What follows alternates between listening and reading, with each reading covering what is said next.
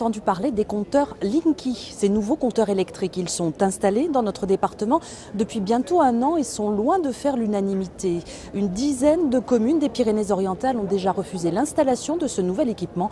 Les précisions d'Alain Sabatier. Depuis décembre 2015, les compteurs électriques Linky font leur apparition dans les foyers. À Perpignan, déjà 15 000 appareils ont été installés.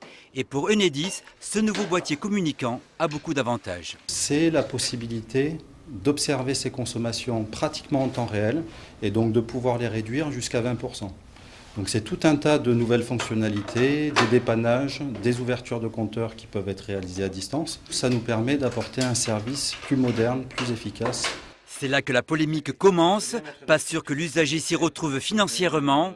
La consommation de certains appareils domestiques pourrait être facturée différemment, comme par exemple le chargeur de la voiture électrique. Le courant de la voiture électrique il va être séparé du reste de la consommation et il va faire l'objet d'une taxe séparée pour remplacer la taxe des produits pétroliers.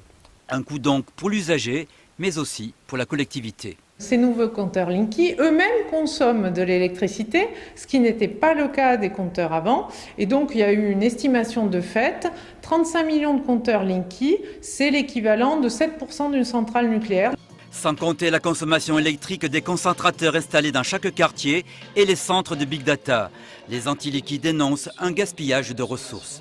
Il y a des minerais rares qu'il faut aller chercher en Chine, en Afrique. Bonjour l'impact carbone que ça a, alors que nos anciens compteurs, qu'ils soient électromécaniques ou électroniques, marchent très bien. Des fois, il y en a, ça fait 50 ans que ça tourne, voire 30.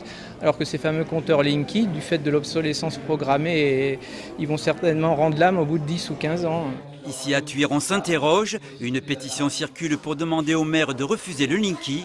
Mais pas facile, car la loi de transition énergétique impose ces compteurs. Seule faille, la dangerosité des ondes électromagnétiques, soupçonnées d'être potentiellement cancérigènes par l'OMS en 2011. Est-ce que la commune ne peut pas, le maire ne peut pas, usant de son pouvoir de protection de la santé du public,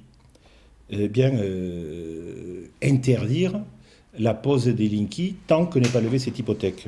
Déjà 10 communes ont refusé le Linky dans les Pyrénées-Orientales et 300 au niveau national.